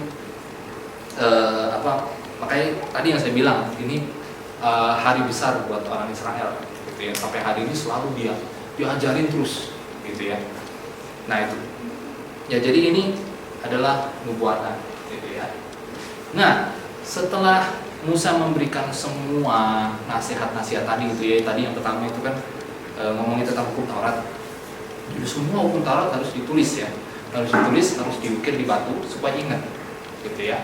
Lalu yang kedua ada list berkat kutub, tapi di terakhirnya Musa kasih ultimatum, kalian semua harus pilih kehidupan, gitu ya. Nah, baru nubuat ya, karena Musa kasih tahu alasannya, karena kalian semua akan murtad semuanya, gitu ya. Jadi udah dikasih tahu, tapi tetap aja ya batu, gitu ya, tetap batu, gitu ya. Nah, setelah itu kejadian berikutnya adalah ada peristiwa pelantikan, di situ ya. Next, ada peristiwa pelantikan dari Musa ke Yosua, dipindah jabatan gitu ya. Jadi dari Musa ke Yosua. Jadi Yosua akhirnya dilantik Tuhan sebagai penerus Musa. Serta, nah ini yang menarik ya, dinasihati untuk apa? Kuatkan dan teguhkan hatimu. Berapa kali? 3 kali. Itu ada di Ulangan 31 ayat 6, ayat 7 sama ayat 23. Ya, itu ada, cek sendiri bisa ada. Jadi 3 kali, kuatkan dan teguhkanlah hatimu. Itu 3 kali di Ulangan. Ini yang menarik. Menariknya, ucapan ini, kuatkan dan teguhkanlah hatimu, diulang lagi sama Tuhan 3 kali juga di Yosua, di kitab Yosua, kitab selanjutnya. Yosua 1 ayat 6, ayat 7 sama ayat 9. Bahkan orang Israel menasihati Yosua dengan ucapan yang sama di Yosua 1 ayat 18. Jadi 3 kali ada di Ulangan gitu ya. Terus 3 kali juga ada di Ulangan 1 ayat 6, 7 sama 9. Ini yang ngomong Tuhan ini ya. Ini 3 kali Tuhan yang ngomong. Plus 1 yang ngomong itu bukan Tuhan ini, orang Israel yang ngomong. Jadi 3 tambah 3 tambah 1 berapa itu? 7. Angka 7 itu buat orang Israel itu angka kesempurnaan, angka kelengkapan, kesempurnaan, angka yang perfect. Ya kalau kita mungkin 10 kali ya, 10 gitu kan. Ya, kalau orang sekolah gitu dikasih nilai 10 gitu kan, atau 100 gitu kan. Buat mereka 7. 7 itu angka perfect. Angka benar-benar angka yang sempurna. Itulah kenapa di hari ke-7 Tuhan ngapain di hari penciptaan? Istirahat. Nih, stop. Itu menandakan bahwa ini semua ciptaan perfect. Nggak ada cacatnya. Itu perfect. Hari ke-7 gitu ya. Nah ini 7 kali Yosua diomongin gini, dinasihatin kuatkan dan teguhkan hati. Siapa yang nasihatin? Kalau yang di Ulangan itu Tuhan yang nasihatin sama Musa. Musa juga nasihatin itu, kuatkan dan teguhkan hati. Terus kemudian di kitab selanjutnya ya, di kitab Yosua 1 itu Tuhan ulangin lagi. Tuhan ngomong lagi, nasihatin lagi nih. Kamu harus kuat dan teguhkan hatimu, gitu kan? Plus 1 di ayat terakhir, Yosua 1 di ayat terakhir. Itu bisa-bisanya orang Israel nasihatin dia, gitu. Orang Israelnya, ini bukan Tuhan lagi nih. Ya bukan Tuhan yang nasihatin, tapi orang Israel yang nasihatin langsung ke Yosuanya, gitu. Jadi total 7 ya. 3 di Ulangan, 4 di Yosua, 7. Ini benar-benar bukan ucapan yang sembarang ini. Ini ucapan yang benar-benar harus dipegang sama Yosua. Kuatkan dan teguhkan hatimu. Kenapa? Karena perjuangan mereka untuk masuk ke tanah Kanaan itu beratnya luar biasa. Gitu. Makanya 7 kali diulang sama Tuhan, sama Musa, sama orang Israel 1. Gitu. Ini benar-benar ucapan yang perfect, harus benar-benar dilakukan sama Yosua secara pribadi. Gitu. Karena dia pemimpin baru nih masalahnya, gitu ya. Dia pemimpin baru, gitu ya. Nah, makanya ini kuatkan dan teguhkan hatimu, gitu ya. Jadi kalau buat kita, ya ini sebenarnya ucapan yang personal sebenarnya. Ini personal dari Tuhan, dari Musa, sama dari orang Israel, khusus untuk satu orang yang namanya si Yosua ini, gitu. Karena dia orang baru di sini. Ya, dia ketua baru nih istilahnya. Gitu. Ini personal. Ya, ini kuatkan teguhkan hatimu, ini personal. Hanya khusus untuk Yosua. Tapi juga ini untuk buat kita sebenarnya. Karena Alkitab itu buat kita juga kan, bukan untuk satu orang personal yang namanya Yosua itu doang gitu ya. Karena nama orang nggak cuma Yosua gitu kan. Nama orang banyak-banyak gitu. Jadi ini semua, ini kuatkan dan teguhkan hatimu. Kuatkan dan teguhkan hatimu. Untuk apa? 1, ya pasti untuk memimpin orang Israel, itu udah pasti ya. 1. Yang kedua, ngajarin, bahkan memastikan orang Israel tetap melakukan semua ajarannya Musa. Gitu. Karena Yosua tahu kan, yang tadi itu nubuatan tadi. Ini orang Israel one day bakal murtad ini. Dia tahu itu. Dia dengar juga, gitu. Dia dengar. Karena ketika Musa memberitahu nubuatan itu, Yosua dari situ. Itu ada ayatnya. Jadi berdua tuh, Musa sama Yosua. Ya Tuhan ngomongnya itu tadi. Orang Israel bakal murtad dan sebagainya. Yosua tahu itu.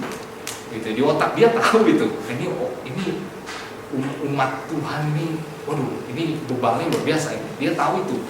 Makanya perlu 7 kali diucapkan sama Tuhan, Musa dan orang Israel. Orang Israel, bahkan orang Israel aja juga ngomong gitu. Orang Israel yang one day akan murtad ngomong gitu ke dia, gitu kan. Kuatkan dan teguhkan hatimu, karena kami akan murtad, gitu kan. Kalau istilah kasarnya begitu ya. Orang Israel aja ngomong gitu ke Yosua, gitu kan. Ini personal kali dan dia itu berat loh. Yosua itu berat banget memimpin orang Israel waktu itu, gitu ya. Dan buat kita, ya kita mungkin gak seperti Yosua ya, memimpin satu orang yang jutaan begitu, gitu ya. Tapi ini bisa kita jadikan rema juga buat kita. Bisa dalam pekerjaan misalkan, kalau kita sebagai pemimpin berapa orang gitu ya, atau dalam rumah juga bisa, gitu kan. Kita memimpin, mungkin nggak memimpin berapa orang ya, misalkan memimpin anak-anak kita, gitu kan. Itu kan menuntut, kayak sama aja memimpin anak-anak gitu kan, menuntun, gitu kan. Kuatkan dan teguhkan hatimu untuk menjalankan Shema itu berat itu berat gitu. Berat tapi ya tetap harus jalanin gitu kan, berat tapi tetap harus jalanin gitu.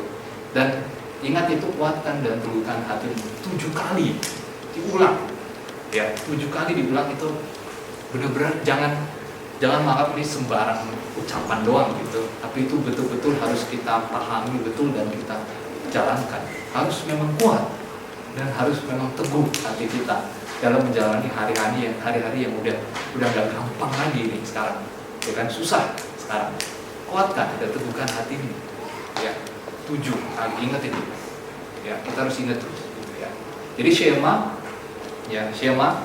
kasih Tuhan Allahmu ya, jalankan ajaran. Kalau kita kan ajaran Kristus ya, kalau mereka kan ajaran Taurat gitu kan. Tetap jalankan tapi atas dasar itu ya, atas dasar kasih Tuhan dan kasih sesama ya. Itu dasarnya, itu harus dilakukan. Cuma masalahnya untuk melakukan hal itu berarti luar biasa, iya dong ya. Kita harus jujur dong ya kan, untuk menjalankan semua ajaran Tuhan gak gampang ya, itu kita harus jujur. Makanya 7 kali kuatkan, teguhkan hati untuk melakukan semuanya itu ya. Kuatkan dan teguhkan hatimu ya. Yaitu Yosua ya, nasihatnya luar biasa ya. Hanya kalimat sederhana doang ini, udah gitu diulang 7 kali, selesai. Nasihatnya simple banget, cuma 1 sebenarnya. Kuatkan dan teguhkan hatimu, selesai, gak ada nasihat lain. Ntar kalau orang Israel begini, kamu harus begini ya, gak ada itu. Gak ada itu nasihatnya begitu. Nasihatnya cuma ini, kuatkan, teguhkan hatimu. 7 kali diucapkan, cuma itu doang. Dan inilah yang membuat Yosua akhirnya benar-benar ngerti. 7 kali ya, 7 kali diomongin. Ini bukan sembarang ucapan. Dia ngerti, akhirnya dia benar-benar kuat untuk menghadapi orang Israel yang tegak tengkuk itu ya. Apalagi mereka harus masuk ke daerah orang, itu berat banget itu. Tapi akhirnya Yosua berhasil ya. Nanti kita lihat di kitab selanjutnya ya, di Yosua. Itu akhirnya Yosua berhasil menuntun mereka semua masuk ke tanah Kanaan. Karena 1 nasihat, kuat dan teguhkan hatimu 7 kali ya. Nah ini Yosua. Nah akhirnya kalau kita baca di kitab Ulangan, setelah Yosua dilantik nih sama Tuhan menjadi pemimpin barunya orang Israel gitu ya, next kita diperlihatkan dengan apa yang Musa lakukan detik-detik terakhir sebelum dia mati gitu ya. Ternyata Musa masih memberikan nasihat dan terakhir berkat kepada semua orang Israel untuk terakhir kalinya sebelum Yosua menggantikan dia. Ini ada di Ulangan 32 sama Ulangan 33. Jadi ini detik-detik sebelum meninggal nih ya. Jadi sebelum dia meninggal dia berkatin dulu gitu ya. Dia berkatin dulu semua orang Israel, itu panjang gitu ya. Itu ada di 32 ya. Dari ayat 1 sampai 47 itu panjang sekali berkatnya gitu ya. Ini terakhir ini sebelum dia benar-benar meninggal. Jadi dia berkatin orang Israel semua. Nah bahkan kalau kita nih ibadah biasa kan di ending kan ada doa berkat dulu. Ucapannya itu kan diambil dari Ulangan, ya kan? Tuhan memberkati engkau dan menyinari engkau dengan wajahnya. Tuhan memberi engkau kasih karunia dan seterusnya itu. Itu ada di mana? Ulangan. Ulangan 28, ucapan Musa itu. Ulangan 28. Ya kan? Ulangan 28 ayat 13. 28 ayat 13. Kau akan naik, tidak akan turun, gitu kan? Kau akan jadi kepala, bukan ekor. Itu ucapan Musa semua itu. Di Ulangan 28. Berkat Musa yang Musa bagikan kepada semua orang Israel, gitu ya. Itu ucapan itu diambil dari Ulangan ya. Jadi tahu ya. Jadi bukan omongannya pendeta doang itu. Itu benar-benar ada nih di sini ya. Kok sama semua ya ada di sini gitu. Memang beneran ayatnya itu, ya kan? Ayatnya memang begitu, gitu ya. Itu berkat yang Musa berikan kepada semua orang Israel, ya kan? Nah lalu next, setelah dia berkatin semua orang Israel kayak kita ya, doa berkat gitu ya, menerima berkat kayak begitu kurang lebih ya. Baru Musa diizinkan Tuhan untuk melihat tanah Kanaan dari Gunung Nebo dan meninggal di sana juga sebagai nabi pertama Israel. Ya, jadi setelah dia berkatin tuh, ya setelah dia berkatin, akhirnya Musa dipanggil Tuhan untuk naik ke Gunung Nebo, ya naik di sana, diizinkan sama Tuhan untuk melihat tanah Kanaan yang tidak bisa dia masuki, ya kan? Nah, dia nggak bisa masuk ya, Musa nggak bisa masuk karena pernah melanggar perintah Tuhan. Jadi di kitab Bilangan ya, ada melanggarnya itu Musa disuruh ngomong air keluar dari bukit, saking gedeknya kali ya dia sama Israel yang tegar tengkuk gitu ya, bebal itu ya. Bayangin 40 tahun ngurusin orang kayak gitu, gimana gak stres gitu kan, capek juga itu. Secara manusiawi capek loh itu. Mungkin gedek kali ya dia, dipukul itu, dipukul keluar sih airnya, cuma melanggar, nggak boleh masuk gitu kan, nggak boleh masuk, tapi masih diizinkan gitu ya, masih diizinkan sama Tuhan untuk melihat tanah Kanaan dari atas gunung, jadi bisa melihat langsung semuanya gitu ya, masih diizinkan untuk melihat gitu ya, diizinkan untuk melihat. Setelah dia melihat, akhirnya dia meninggal di sana. Nggak dijelasin bagaimana cara meninggalnya gitu ya, nggak dijelasin gimana, pokoknya dia meninggal di atas gunung aja gitu ya. Dia setelah melihat terus dia meninggal gitu, meninggal di sana gitu ya. Dan sampai hari ini juga nggak tahu di mana kuburnya, nggak tahu.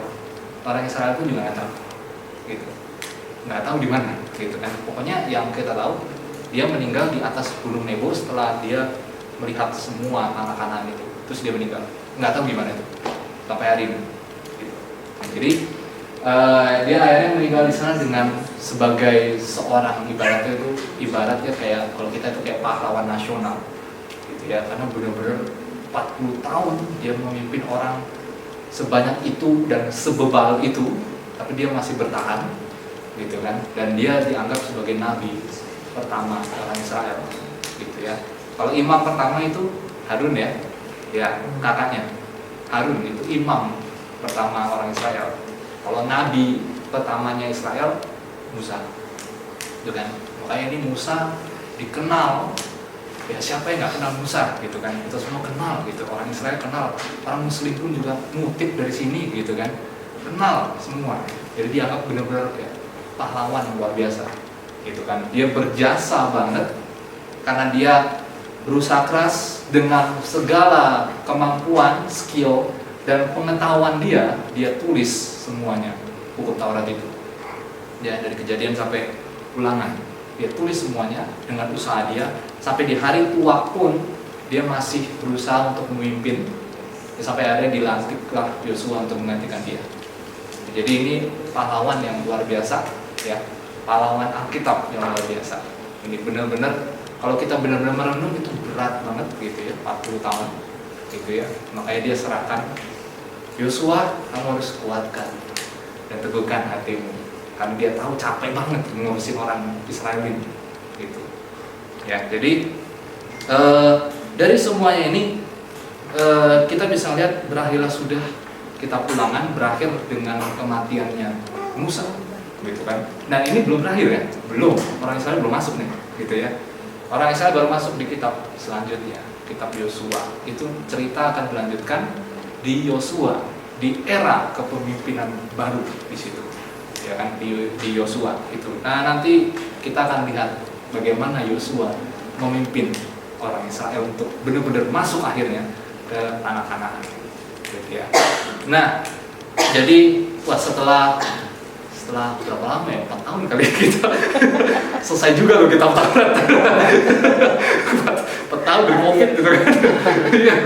dari Kejadian waktu itu, dari Kejadian tapi Ulangan nih selesai nih. Itu 5 kitab Taurat itu selesai itu. Dan ini cerita belum selesai ya. Masih lanjut nih. Masih lanjut di Yosua. Tapi Yosua itu udah kitab yang lain ya, itu kitab sejarah ya. Jadi Kejadian, Keluaran, Imamat, Bilangan, Ulangan. 5 kitab pertama ini dianggap kitab Taurat karena di dalam 5 kitab ini isinya tentang hukum Taurat ya kan. Nah makanya kalau Bapak Ibu baca di Perjanjian Baru itu ada istilah hukum Musa, kitab Musa, ada itu di Perjanjian Baru. Ada berapa ayat yang ngomong kayak gitu kitab Musa, Taurat Musa, kayak gitu ada tuh. Taurat Musa, itu maksudnya lima kitab ini gitu. Kejadian sampai Ulangan itu maksudnya. Ya, jadi tahu ya kalau di Perjanjian Baru nanti sering banget ngutip kayak gitu. Taurat Musa, kitab Musa, kayak gitu-gitu. Itu maksudnya ini 5 ini dari Kejadian sampai Ulangan gitu ya. Dan nama Musa ya itu tadi dikenang terus gitu kan, bahkan sampai zaman Perjanjian Baru sampai hari ini dikenang karena pahlawan iman, benar-benar dia pahlawan iman gitu kan. Nah jadi dari semuanya ini kitab Ulangan terutama ya, kitab Ulangan secara keseluruhan apa sih yang sebenarnya bisa kita lihat. Next, satu kata yang menarik itu sunat hati.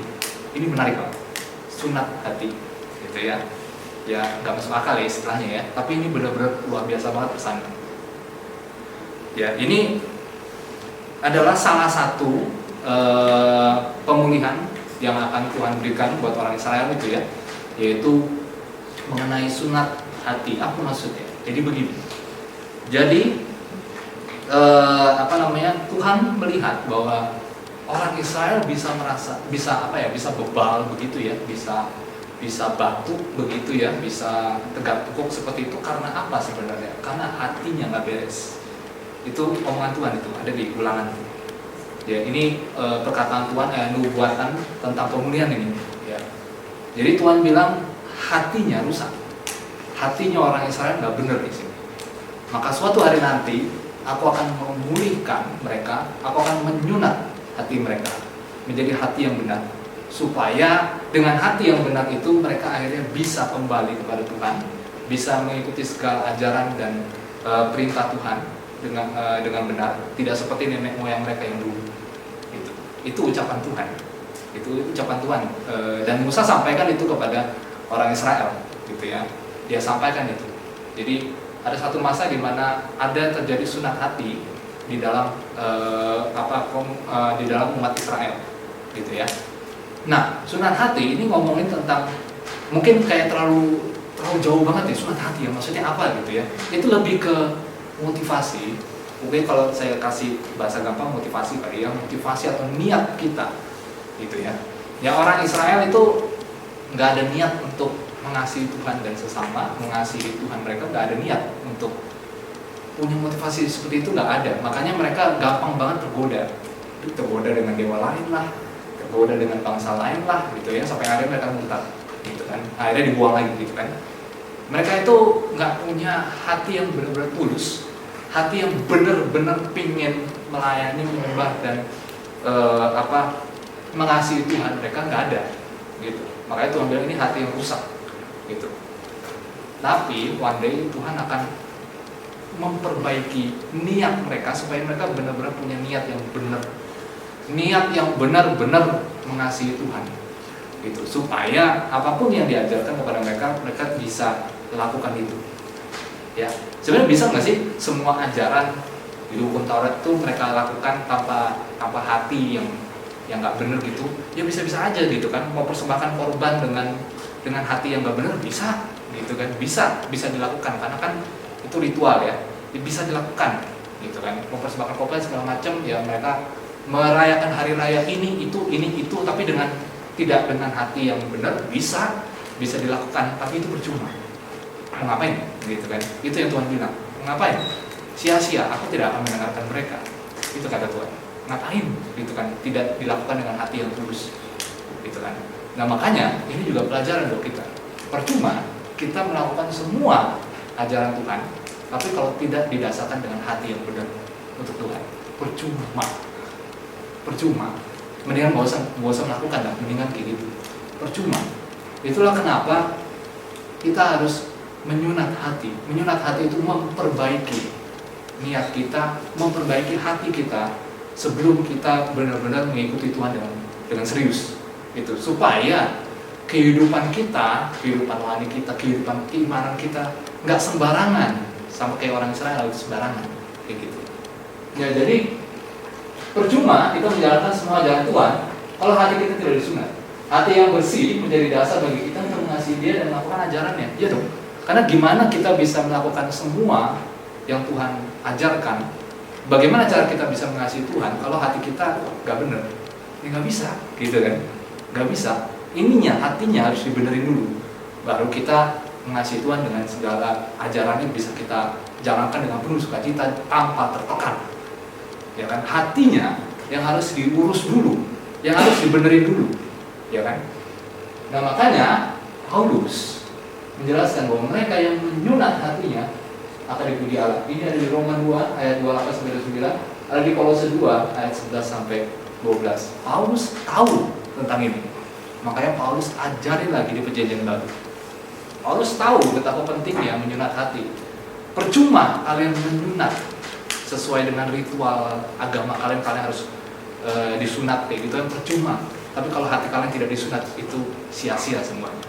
Yang terpenting adalah sunat hati, bukan sunat ritual. Itu yang Paulus ajarin di Roma itu. Ada itu. Itu Paulus ulang lagi. Ini dikutip, dia mengutip dari Ulangan. Perkataan Tuhan yang mau menyunat hati itu. Ya, Paulus ajarin lagi di sini buat kita semua. Ya, jadi koreksi sendiri, apakah hati kita udah benar atau jangan-jangan kita melayani Tuhan karena ada embel-embel, gitu kan? Ya itu semua yang tahu kita doang, gitu kan, sama Tuhan. Orang lain mungkin nggak tahu, gitu kan? Nah makanya ini semua kitab Ulangan mengajarkan kita bahwa ini hati-hati, ya, sama menjalankan hukum kasih nggak akan bisa. Apalagi melakukan ajaran Tuhan yang mungkin kita tahu agak berat, gitu kan? Kasihilah musuhmu. Wah belum tentu bisa itu kalau hati kita nggak benar-benar mengasihi Tuhan kan? Nah itu, jadi koreksi diri, apakah hati kita sudah benar atau tidak, gitu ya. Karena kalau hati kita benar, kita pasti akan dengan sukacita penuh damai. Rasanya itu mau melakukan ajaran Tuhan lagi dan lagi. Itu rasanya beda kalau kita punya hati yang benar. Ya, jadi ini pelajaran buat kita semua, jangan seperti orang Israel yang punya hati yang rusak, gitu ya, hati yang gelap, ya.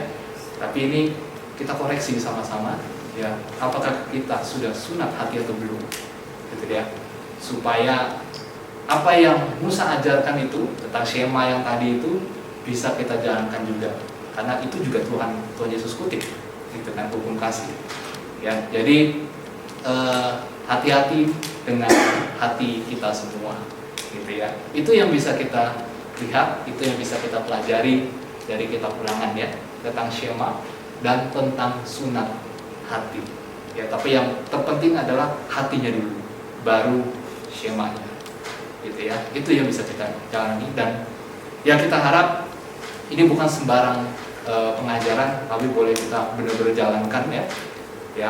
Kita benar-benar menyunat hati kita terus menerus, gitu ya, membersihkan hati kita terus menerus, gitu ya, supaya Shema yang Musa ajarkan, supaya Shema hukum kasih yang Tuhan Yesus ajarkan itu boleh kita lakukan dengan tulus, bukan dengan embel-embel, bukan dengan paksaan, ini karena Tuhan yang suruh, ini karena ajaran Tuhan, bukan karena itu, tapi benar-benar karena inisiatif kita sendiri keluar untuk mengasihi Tuhan dengan hukum kasih yang Tuhan sudah ajarkan. Nah, jadi kurang lebih ini yang bisa kita pelajari hari ini.